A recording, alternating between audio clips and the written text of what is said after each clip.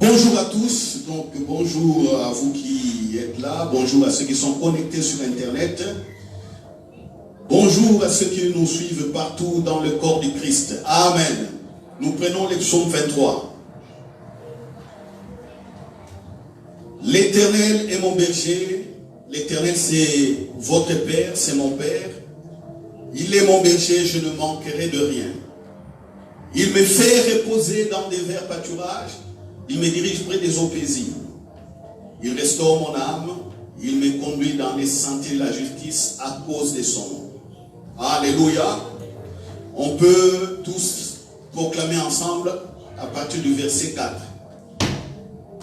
Quand je marche dans la vallée de l'ombre de la mort, je ne crains aucun mal car tu es avec moi.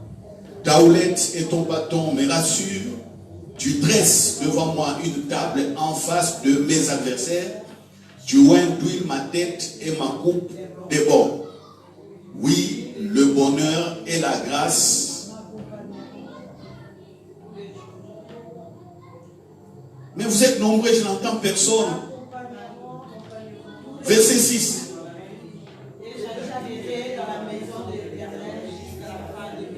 J'aimerais que vous rendiez le verset 6 vivant. Parce que là, vous parlez dans les futurs. Vous savez que dans la présence de Dieu, il n'est plus question de futur. Il n'est que question du présent. Rendez le verset 6 vivant.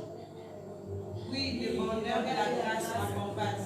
Voilà, oui, le bonheur et la grâce m'accompagnent. Je suis dans la grâce, je suis dans le bonheur. Il m'accompagne tous les jours de ma vie et j'habite dans la maison de l'Éternel jusqu'à la fin de mes. Alléluia. Vous savez, quand vous proclamez des versets bibliques, il faut être intelligent. Les David soupiraient. Ils cherchaient la présence de Dieu. Ils savaient que Dieu l'avait oint, Dieu l'avait établi roi. Il priait, il faisait tout ce qu'il pouvait faire pour plaire à Dieu, les cultes, ainsi de suite, détruire les idoles.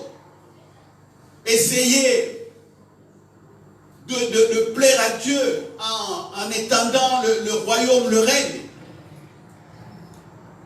Mais la présence vivante, la communion leur manquait. Alléluia. Est-ce que vous m'écoutez? La communion leur manquait. Écoutez ce que Paul nous dit dans Colossiens chapitre 1. Colossiens chapitre 1. Colossiens, Paul nous dit ceci, versets 12 et 14. Paul dit, rendez grâce au Père, c'est-à-dire nous rendons grâce au Père, qui nous a rendus capables d'avoir part à l'héritage des saints dans la lumière. Il nous a délivrés de la puissance des ténèbres et nous a transportés dans le royaume, c'est-à-dire dans le règne de son Fils bien-aimé, en qui nous avons la rédemption, c'est-à-dire les péchés ont été complètement effacés parce que Jésus a payé un prix. Nous avons le pardon de péché. 15, les fils et l'image de Dieu invisible, le premier-né de toute la création. Les fils et l'image de Dieu invisible, le premier-né de toute la création. Car en lui ont été créées toutes choses qui sont dans les cieux, sur la terre, les visibles et les invisibles, trône, dignité, domination et autorité. Amen. Mais par rapport au psaume 23, quand vous dites « J'habiterai dans la maison de l'Éternel », non. Ici, Paul dit « nous a déjà délivrés, nous a transportés dans le royaume, dans les règnes. » Alléluia. Donc, il faut rendre ces psaumes vivants. J'habite dans la présence du Père. La maison de l'Éternel, c'est où? La maison, c'est sa présence, c'est tout. Vous voyez ce que Jésus a fait. Mais ceux qui sont encore dans la pensée de l'Ancien Testament crient et cherchent. Ils cherchent. Certains chrétiens, malheureusement, confondent encore une fois que la maison de l'Éternel, c'est l'église 4 bâtiments. Mais non. L'église 4 murs, comme j'ai dit. L'église 4 murs. C'est ça la maison de l'Éternel. Mais non. Non. D'abord, la maison de l'Éternel, c'est sa présence. Et puis sa maison, c'est notre corps aussi. Alléluia. C'est notre corps, notre corps. Votre corps est son temple, le temple du Saint-Esprit. Voilà les révélations qui apportent des miracles. Et chaque jour, je suis étonné dans la tristesse, je suis aussi merveilleusement étonné dans la joie, parce que ce qui me rend triste, c'est des frères et des sœurs qui ne savent pas jusqu'à ces jours que leur corps est devenu le temple du Saint-Esprit. Vous priez pour eux, vous voulez tout faire, mais ils ne comprennent toujours pas. Vous leur dites que vous avez vous-même le miracle. Vous marchez vous-même dans le miracle. Ils ne comprennent toujours rien. Ils essayent de forcer, ils ne comprennent rien. Mais ceux qui me réjouissent, c'est les personnes à qui je dis, votre corps est le temple du Saint-Esprit. Ils acceptent, et quand je prie, il y a le miracle. Alléluia. Et ceux qui témoignent en disant, j'ai compris et j'ai prié, j'ai vu, cela me rend joyeux. Alléluia. Ne me rendez donc pas triste, parce que le Père m'a appelé pour vous montrer ces mystères, pour que nous persévérions tous dans ces mystères. C'est ça la réalité du christianisme, ou d'être fils de Dieu. Voilà. La fois passée, donc, je parlais du règne toujours et du fait de posséder votre héritage. Mais, quelque temps après, je me suis rendu compte que les gens n'ont pas toujours saisi, n'ont pas compris. Comme nous sommes dans l'école du royaume des cieux, de Jésus-Christ sur la terre par le Saint-Esprit, je vais encore essayer d'éclairer la prédication du dimanche passé.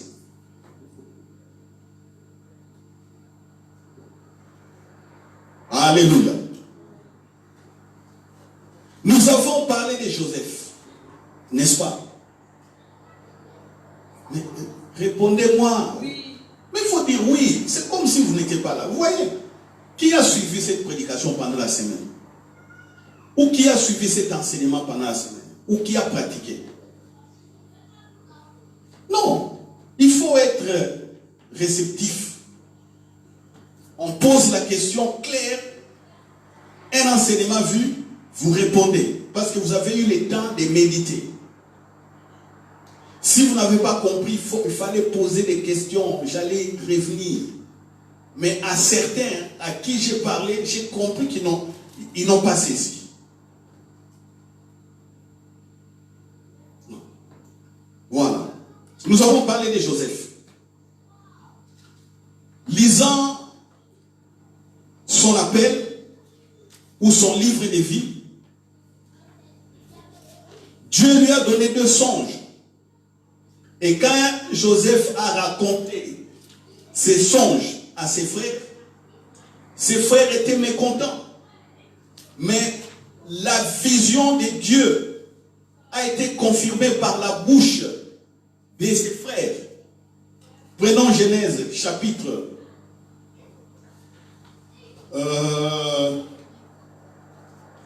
Genèse chapitre 40. Voilà.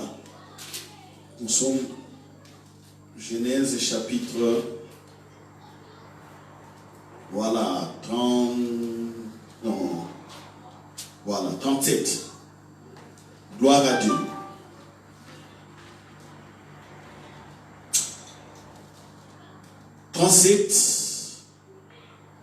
Verset 5. Joseph eut un songe et il le raconta à ses frères, qui le haïrent encore davantage. Il leur dit, écoutez donc ce songe que j'ai eu. Nous étions alliés des...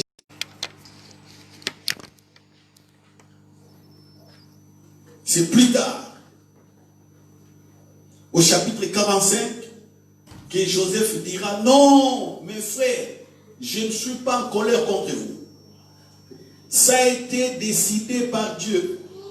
C'est lui qui a fait que vous me vendiez ici en Égypte pour que aujourd'hui, dans ces temps de crise, de famine, moi je vous sauve la vie. Alléluia. C'est là où je disais, votre héritage en Jésus-Christ, parce que dans notre héritage, il y a quoi? Il y a la vie, notre bonne santé est dans cet héritage. On ne peut pas être toute sa vie dominé, soumis aux maladies. Non. Alléluia. Amen.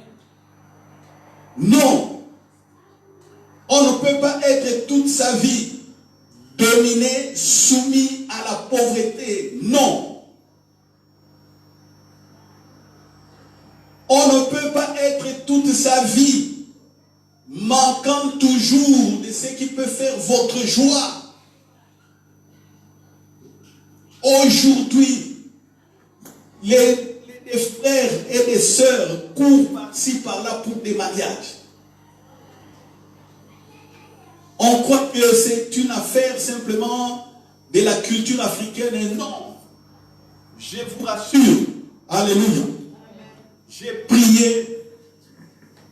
J'ai prié pour beaucoup des Européens aussi, des filles, des demoiselles qui désirent des mariages avec des hommes corrects. Ce n'est pas une question de culture africaine, c'est une question de vie. Dieu a établi les choses comme ça, même si on voit dans des pays occidentaux, les gens sortir ou inventer un autre modèle de mariage. Homme à homme, femme à femme. Mais le désir de se mettre en couple, ce désir-là est dans le cœur de l'homme. Alléluia. Et quand le désir est juste, justifié, on voit des demoiselles chercher à se mettre en couple avec des hommes et des hommes chercher à se mettre en couple avec des demoiselles, hommes-femmes. Ça fait partie de l'héritage, le mariage. On voit aujourd'hui pour réussir, en tout cas la vie, les études sont nécessaires. Il faut savoir lire et écrire. C'est la base. Savoir lire et écrire. Parce que si vous ne savez pas lire, on peut écrire des choses qui peuvent vous condamner. Vous êtes là, on dit, bon, signez. Ah oui, je signe. Combien de gens aujourd'hui, des couples, qui ont divorcé et la femme se retrouve à des dettes. Des grandes dettes. Pourquoi? La femme dira que non, mon mari est venu avec un papier et moi j'ai fait confiance. Il m'a dit, chérie, signez ici. Les maris, je ne sais pas, ou bien présentent mal la chose. Et la femme aussi par ignorance, si on prend l'argent, l'affaire ne tourne pas, ou le mari s'en va, il y a divorce, la femme se retrouve avec des dettes impossibles. Pourquoi? L'ignorance. Elle a signé sans lire, sans connaître ce qui est écrit. Combien de gens sont aujourd'hui liés par des dettes à cause des crédits? Parce qu'ils n'ont pas bien compris les termes de contrat. Ils ont signé le contrat. Et quand les choses semblent tourner au vinaigre, c'est fini. La vie devient dure. savez, l'héritage, c'est cette paix que vous désirez avoir en ayant étudié, en ayant un travail, en ayant un boulot. Vous pouvez subvenir à vos besoins. C'est ça aussi. L'héritage, c'est quoi? Réussir, progresser. Tout le monde veut progresser. Personne n'aime être statique. Déjà, la loi de la croissance nous l'indique. Un enfant est né, on le porte après un certain temps. Il marche à quatre pattes et puis il commence à parler, grandit, il va. La croissance, simplement, de l'être humain nous montre que la vie humaine ne peut pas être toujours statique. Donc, la vie évolue. Tout le monde veut évoluer. Tout le monde veut multiplier. Or, Dieu a déjà dit, soyez féconds. Amen. Multipliez, remplissez. Dieu a déjà dit ça. Mais les hommes par ignorance, essayent de les faire par leur propre force. Non. On se multiplie ou on multiplie par l'assistance du Saint-Esprit, par la puissance que Dieu donne, par la capacité que Dieu donne. Et cette capacité nous vient par le Saint-Esprit. C'est ça aussi l'héritage. Alléluia. Est-ce que quelqu'un comprend? Alors, quand on fait des prières, comme on le voit régulièrement, priez pour votre mariage, priez pour votre travail, priez pour votre délivrance. Les gens courent, ils cherchent des délivrances. Certains même sont trompés, on leur dit, s'aimer, amenez de l'argent. Aujourd'hui, nous sommes les 17, ça doit terminer par un 7. On invente des choses. Les personnes courent des séminaires de 7 jours pour chercher des bénédictions. Non, ça ne se passe pas comme ça. L'héritage est en Jésus. Alléluia. Quand on étudie la Bible, on médite, on voit comment Dieu appelait les gens, comment Dieu choisissait, comment il équipait. On voit ces gens comment ils terrassaient les adversaires. Mais tous ces gens de la Bible, jusqu'à Jésus, personne ne comprenait les diables ou ne connaissait les activités des diables. Évidemment, ils savaient que les diables existent. Mais personne n'avait autorité de pouvoir sur les diables. C'est Jésus qui nous a ouvert les yeux sur les diables. C'est Jésus qui a dit que c'est un règne des ténèbres. Moi, je suis dans un règne des lumières, royaume des lumières. C'est Jésus qui nous a donné autorité et pouvoir sur les diables. Luc chapitre 10. Quand les disciples étaient partis évangéliser, parler du règne, parler du royaume des cieux, les miracles les accompagnaient. Jésus a dit que je voyais Satan tomber du ciel. Ça veut dire quoi? Le ciel est là sur le trône, le règne de diable. Son règne était terrassé. C'est Jésus. Et Jésus nous place maintenant dans la présence du Père, où l'héritage est accessible à tout le monde.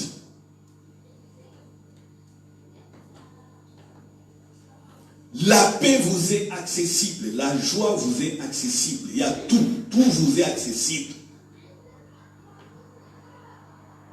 Être joyeux dans votre ménage, c'est accessible, tout cela, par la foi. Ce n'est pas des choses à aller chercher. Ce n'est pas des choses à aller avoir parce qu'il y a quelqu'un qui a promis dans un enseignement ou dans un séminaire que vous venez, vous allez vous marier, ainsi de suite. Non. Ou vous serez béni. Non. Même s'il arrive que Dieu agisse de temps en temps dans ces genres de séminaires, même s'il arrive, je dis bien, parce que dans sa grâce, il peut toujours enlever des personnes de l'ignorance. Mais demandez combien qui sont dans des tels séminaires qui parlent, combien ont été mariés, combien ont eu du travail, combien ont été délivrés des démons, combien ont été guéris. Posez la question.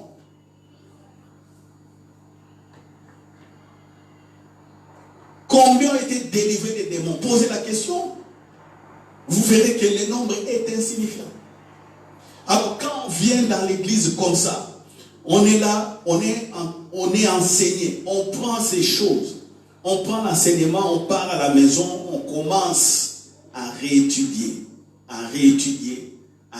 jusqu'à ce que ça prenne racine. Quand ça ne prend pas racine, ça ne sert à rien. Moi, je vous dis des vérités. Parfois, venir prêcher, ça m'ennuie. Je dirais quoi encore Saint-Esprit? Parce que j'ai beaucoup dit, j'ai parlé de beaucoup de mystères. Tantôt ça m'ennuie. Mais qu'est-ce qu'il faut? Il faut simplement venir et insister.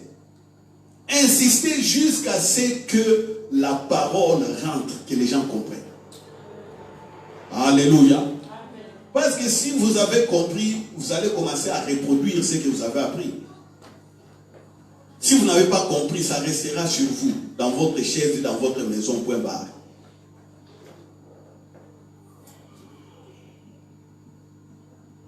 Donc, l'héritage, comme je dis ici, l'héritage, vous êtes déjà dans l'héritage. Ce n'est plus à aller chercher. Les gens de l'Ancien Testament ne connaissaient pas cela. Mais nous connaissons par leur exemple, par leur modèle, par Jésus-Christ. Nous connaissons par Paul, qui nous a montré tout cela. Et nous avons autorité et pouvoir sur les diables, sur les sorciers, sur les marabouts. Nous avons autorité sur toutes ces personnes. Autorité sur les microbes. Autorité sur le coronavirus.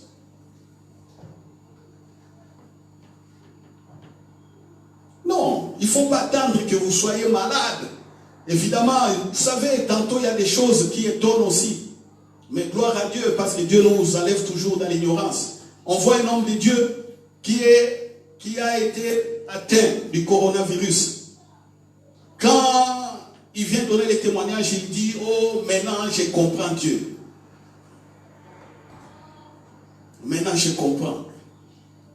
Par cette épreuve, maintenant je comprends. Oh Dieu, maintenant je change. Je vois les choses autrement. Mais non, on voit les choses par la foi en Jésus. Alléluia.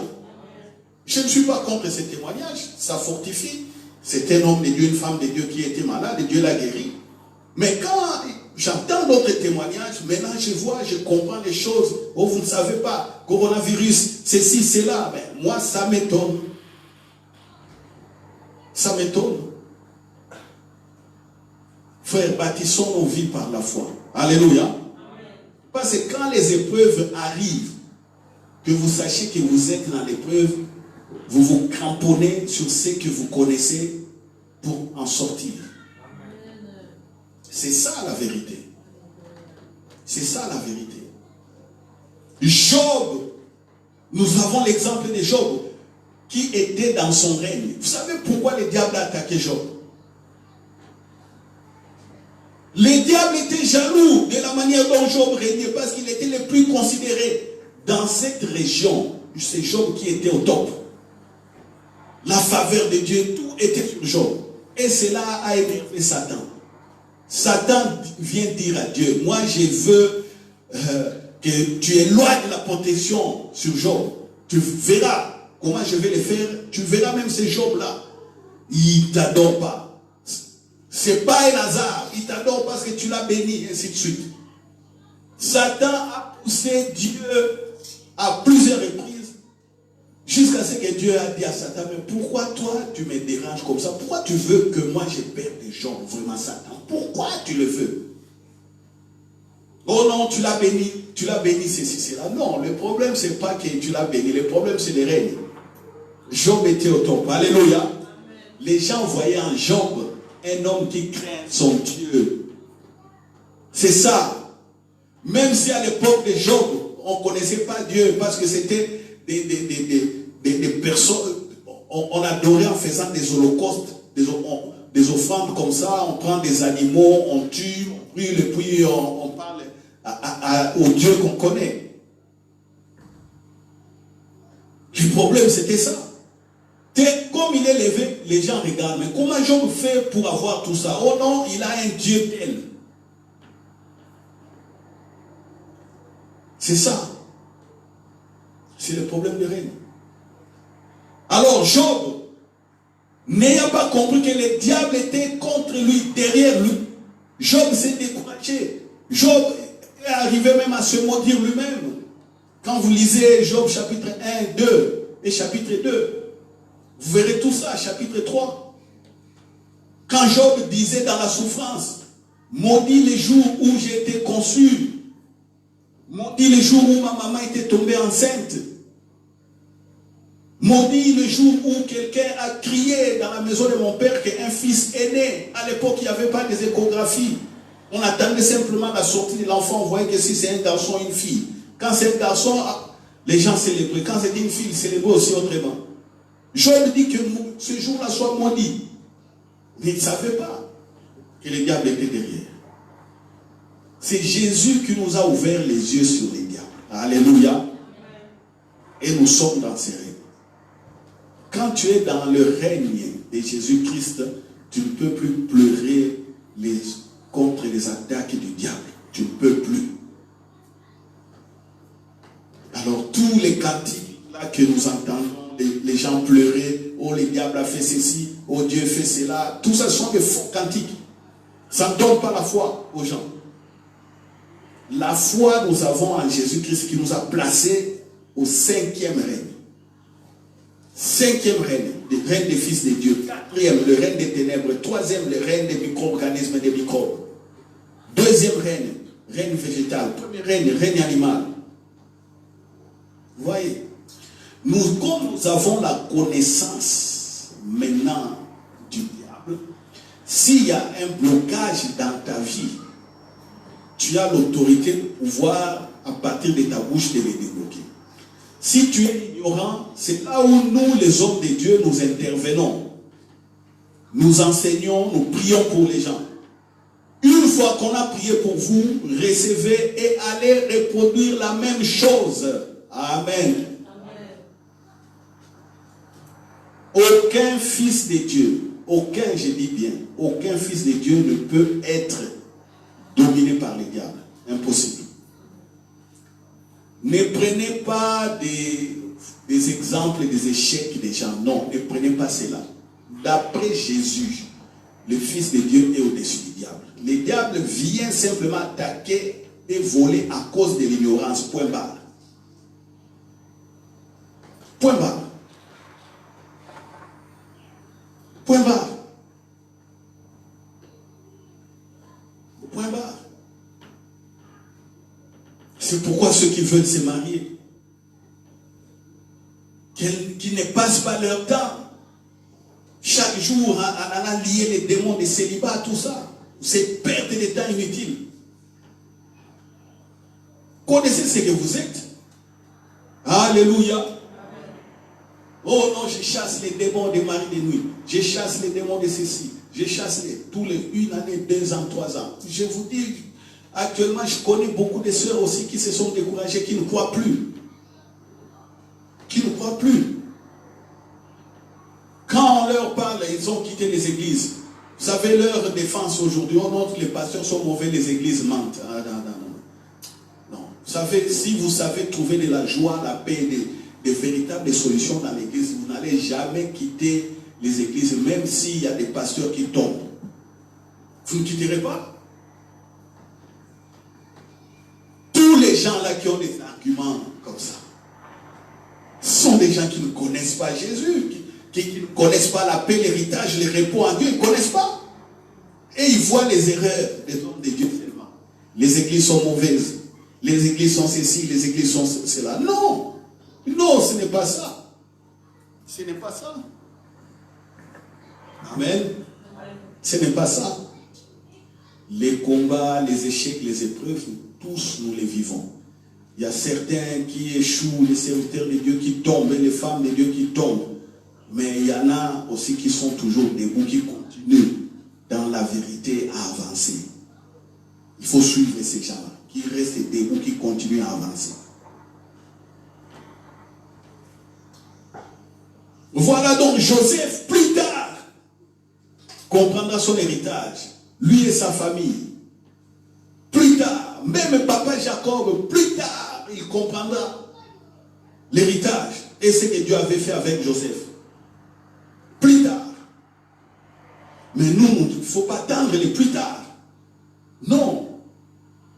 On prend ce que Jésus a fait, on commence à marcher avec. N'attendez pas les plus tard. N'attendez pas. Commencez déjà à prier.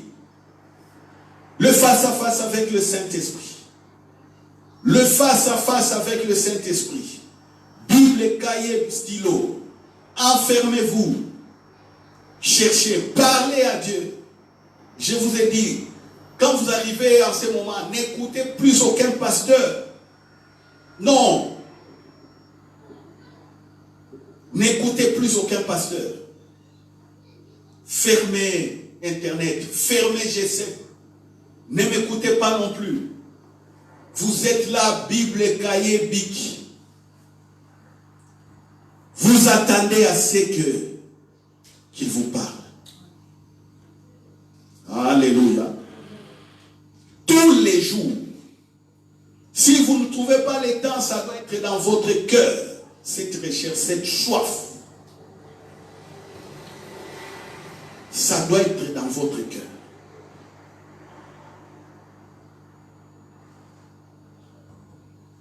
Vous savez,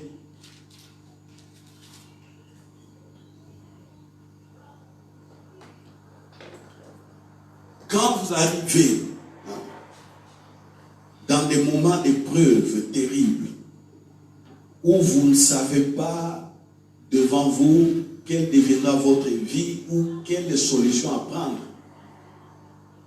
si vous n'avez pas Dieu, si vous n'écoutez jamais le Saint-Esprit, c'est le désespoir qui peut saisir fortement les cœurs. Jusqu'à complètement vivre une vie de m'en-foutisme. Pourquoi les gens se suicident? Parce qu'ils voient qu'il n'y a plus d'issue.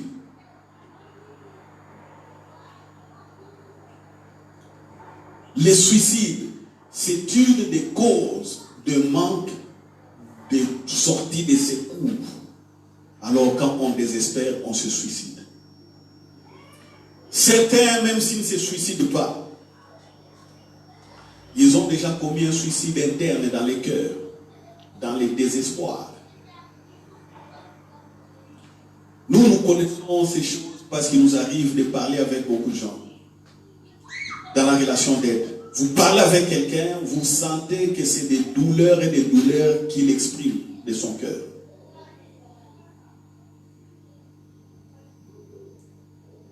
Il est en vie parce que le cœur continue à battre et que le sang circule. Mais en réalité, la personne n'est plus en vie. Il n'est plus en vie. Alors, le jour où vous allez arriver, parce que ça arrive à tout homme, des jours comme ça. Ça arrive. Si ça arrive et que vous n'avez pas eu l'habitude de parler avec le Saint-Esprit, ça sera des catastrophes.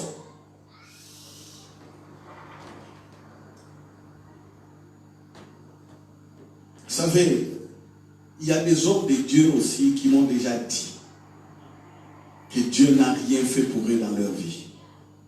J'étais étonné. après autant d'années, j'ai vu des hommes travailler. Et puis à un certain moment, ils étaient fatigués, découragés. On bavarde comme ça. Il me dit, frère, je ne vois pas ce que Dieu a fait dans ma vie. Mais il est pasteur. Hein? On commence encore à motiver. Une semaine après, on parle encore.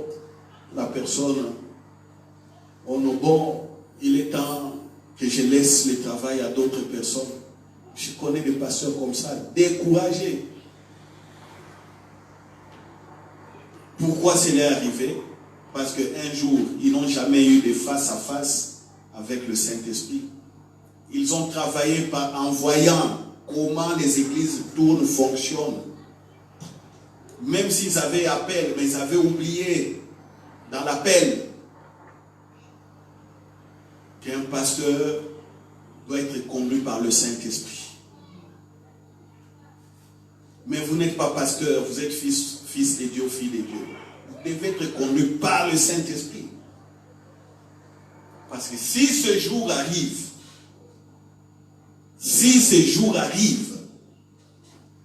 où toutes les portes semblent être fermées et qu'il n'y a rien, je ne sais pas. C'est pourquoi on voit des frères et des sœurs se mettre en couple sans s'être mariés parce qu'ils n'avaient plus d'espoir pour se marier un jour. On voit des frères et des sœurs en matière d'argent aller tricher, aller voler, aller corrompre, aller faire ceci, cela, se prostituer, parce qu'il n'y a pas d'issue. Il n'y a pas d'issue. C'est pourquoi on voit dans les domaines professionnels la jalousie. Parce que les gens ne connaissent pas Dieu. Mais si vous connaissez votre héritage, vous savez que vous êtes sur votre piste. Dans votre piste, vous avez la réussite. Vous avez tout. Par la découverte de ce que le Saint-Esprit vous dira. J'insiste ici parce que je veux voir l'église du lendemain, pas d'aujourd'hui. L'église du lendemain des gens contents, heureux, témoignant, aptes, réussissant dans la vie. Réussissant. Vous savez, il ne faut pas toujours réussir. Certains ont eu la grâce d'être dans de bonnes familles. Ils n'ont pas eu de problèmes d'argent. Mais certains n'ont pas eu cette grâce.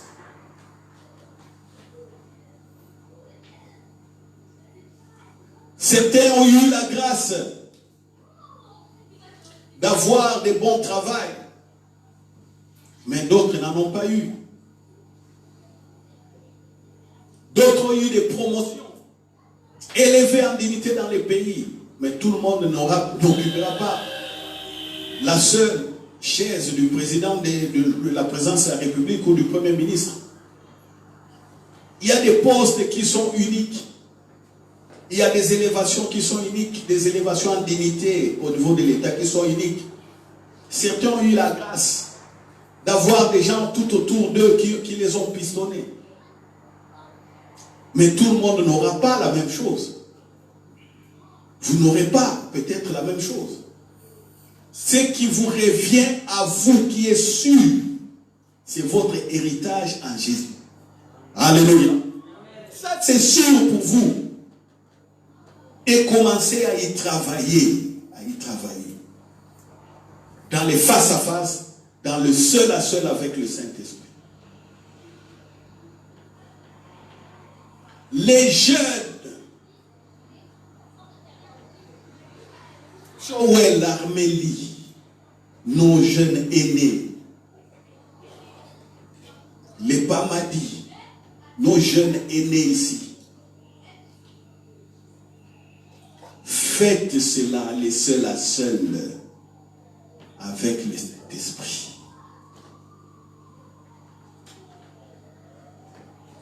Si vous n'avez pas compris, appelez-moi. Papa, pasteur, tonton, je n'ai pas compris. Quand vous parlez du seul à seul, c'est quoi ça? Il faut me poser la question. Vous savez, moi, je vais vous dire. Il y a des moments où, quand j'étais célibataire, il y a des moments où j'ai resté 3 jours sans sortir de mon appartement. J'avais un appartement, une chambre à l'époque. 3 jours sans sortir. Je reste enfermé. Pour connaître simplement ce que Dieu a préparé pour moi. À l'époque, j'étais ignorant de tout ce que j'ai dit ici sur le règne et sur le royaume des cieux. Mais des moments comme ça, j'en ai fait plein de jours. Comme ça, plein. Alors, quand la connaissance est venue, la sagesse est venue, je commence à dire, ah bon, mais j'avais prié une fois 3 jours, jeûne à sec, pour les dons spirituels. Mais or, j'avais déjà ces dons spirituels. Moi, je voulais que Dieu me donne les dons de prophétie, les dons de paroles, de connaissances, les dons comme ça. Or, j'avais déjà cela. Et quand j'ai compris, je me mets maintenant en prière. Au lieu de demander, maintenant je commence à dire au Saint-Esprit, guide-moi, conduis-moi. Parce que je sais que quand il parle, quand il va parler, c'est la parole prophétique que j'ai eue. Alléluia. C'est comme ça. Au départ, jeune, oh, j'ai fait les dons de guérison, les dons d'opérer des miracles, les dons, 3 jours, sans manger, sans boire, prier. Mais maintenant, 3 jours où je ne dis rien, où je déclare que je suis le temple du Saint-Esprit. Ton onction est à moi. Oh, montre ta gloire quand je prie. Manifeste ta gloire. Et je sais, quand je suis en face des personnes qui sont malades, je les impose les mains. Je déclare des guérisons, il y a des manifestations. Alléluia. Le travail, la même chose pour le travail. Je dis, avec ce que j'ai comme intelligence et connaissance, je ne peux plus faire du travail comme ça. J'en veux plus. Parce que rien que mon niveau d'études ne me permet pas de vivre comme ça. Rien que mon niveau d'études ne me permet pas. Je refuse tel travail. Je déclare tel travail. Et j'ai... Alléluia. Mais au départ, c'était quoi? On a étudié. On commence à forcer. CV ici, CV là-bas. Tantôt ça marche. Tantôt ça ne marche pas. Tantôt on vous questionne même mal. Tout ça, je rentre frustré. Mais je suis dans les règnes. Je vois l'onction. Il y a tout. Je vois que les démons ne me résistent pas. Mais comment je joue par exemple sur le plan du travail ou sur le plan financier? Pourquoi ça? Oh Dieu, fais-moi grâce. Oh, je fais tel travail. Voici des prières bêtes que je faisais. Et il n'y a rien qui changeait. Mais quand j'ai commencé à comprendre les règnes de l'héritage, j'ai dit, ah, je vais faire comme Jésus. Alléluia. Au lieu de demander tout ça, non, je proclame. Ce qui est à moi, je le déclare. Et je vois. Vous comprenez, frère Joël, Armélie, vous êtes encore des jeunes. Ne sortez pas aller vous promener pour rien, non. Enfermez-vous dans votre chambre. Dis Saint-Esprit, je vais te connaître. Une prière simple comme ça, je vais te connaître. C'est tout. Tu restes là. Saint-Esprit, je vais te connaître. C'est tout. Toute une journée entière, ton papa vient. Joël, Armélie. Non, j'ai pris. Ah, toi aussi. Est-ce qu'on prie comme ça? oh non, sors un peu. Non, ils ne savent pas. Ils ne savent pas que toi, tu es dans la présence du Saint-Esprit. Tu es en train de communier avec le Saint-Esprit. En ce moment-là, tes pensées commencent à être transformées, à être changées. Il y a des versets bibliques qui te viennent à l'esprit. Tu lis la Bible, tu regardes, tu fais ceci, tu fais cela. Ça commence à remonter. Et puis subitement, un beau jour, quand tu sors, tu pries, tu proclames, tu vois les choses se passer. Alléluia. Amen. C'est comme ça. J'insiste là-dessus, frères et sœurs. J'insiste. Ne dites pas que non, la prédication aujourd'hui n'était pas comme ça. Non. Moi, mon but, ce n'est pas que la prédication vous plaise ou pas. Mon but, c'est que vous pratiquiez ce que j'ai dit. C'est tout. Pamadi, est-ce que tu comprends? Mon but, ce n'est pas que tu dises, ah, c'était bon. C'était... Non, c'est pas ça. Mon but, j'ai dit, voici la clé, voici la direction. Vous allez vous pratiquer. Pratiquez.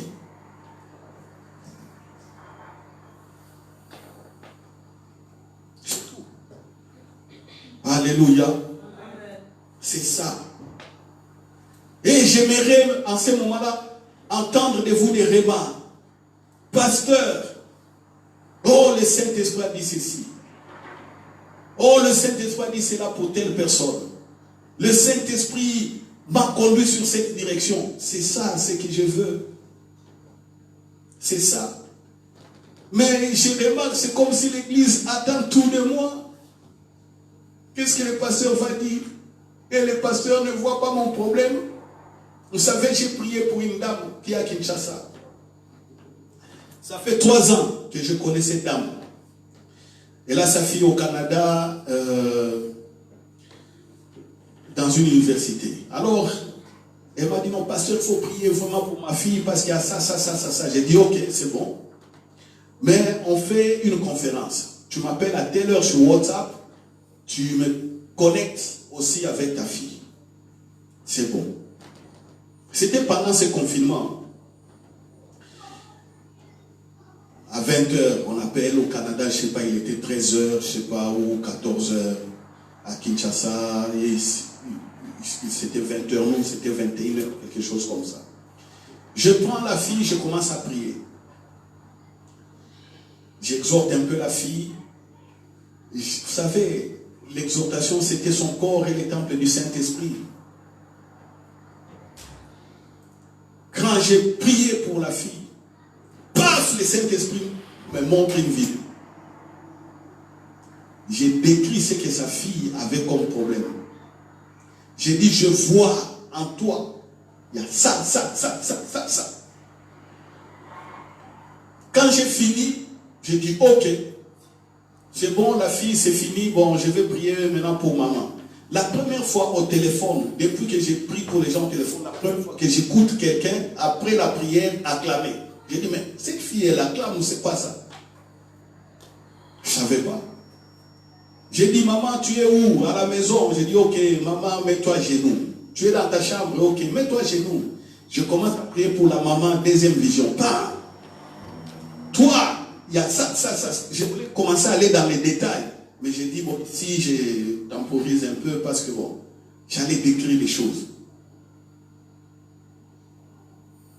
Quand j'ai fini de prier, la maman me dit, je l'ai entendu à un moment donné pleurer au téléphone. Quand c'était fini, il me dit, pasteur, ce que tu as dit pour ma fille, voilà, il y a ça, ça, ça, exact. Pasteur, moi-même, ce que tu as dit, ce qui se passe là, dans mon corps, j'étais à l'hôpital, des examens, ok. Et puis elle me dira ceci, mais pasteur, je te connais depuis longtemps, jamais tu n'as parlé de moi. C'est la première fois aujourd'hui que tu me parles de moi comme ça. J'ai dit, ma soeur, c'est le Saint-Esprit. Alléluia. J'ai déjà prié pour toi, tu as vu la puissance de Dieu. Et aujourd'hui, j'ai prié, il y a eu des visions. Et ce n'est pas moi qui les ai inventées. C'est venu comme ça. Vous voyez, elle, chaque fois que j'ai prié pour elle, elle sait que non, bon, le pasteur va m'exhorter, et puis elle priera, ça va passer. Mais ces jours-là, elle était surprise. Il y a eu des paroles de connaissance.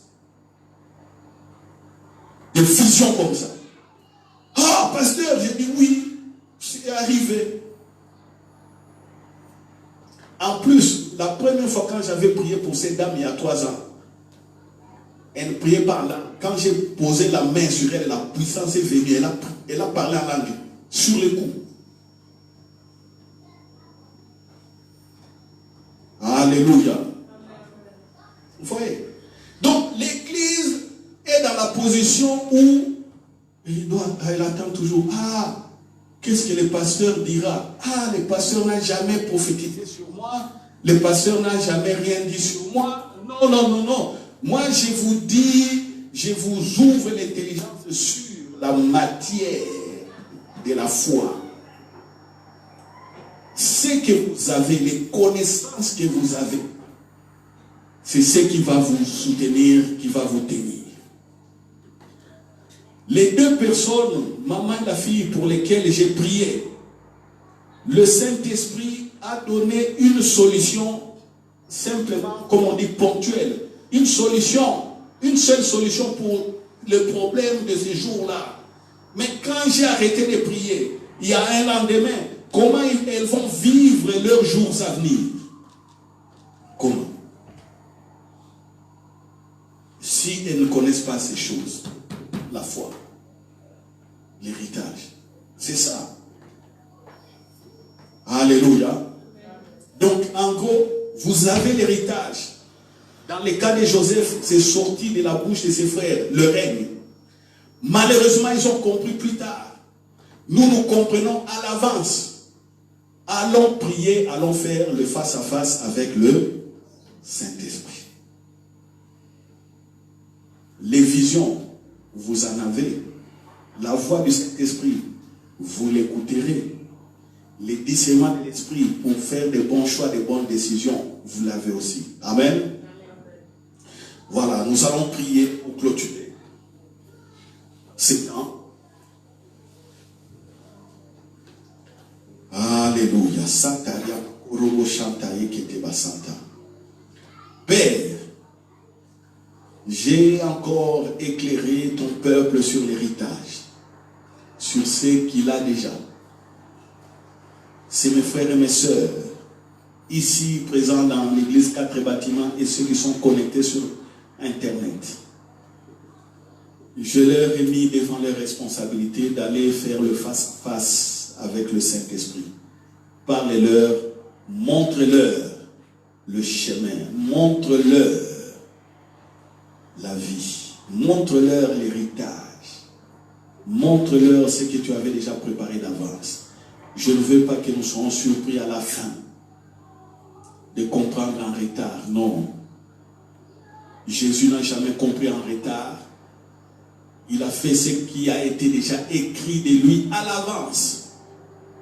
Tu as déjà parlé sur nous à l'avance aussi, Père. À nous d'accomplir cela.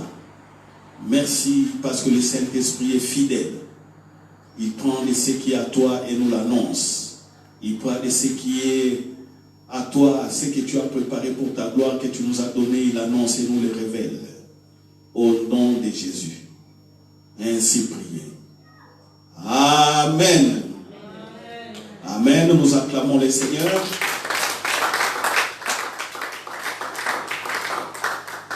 Voilà la retransmission. Vous pouvez arrêter la retransmission. Il est l'heure. Pour nous qui restons ici, le panier des offrandes va circuler. Nous allons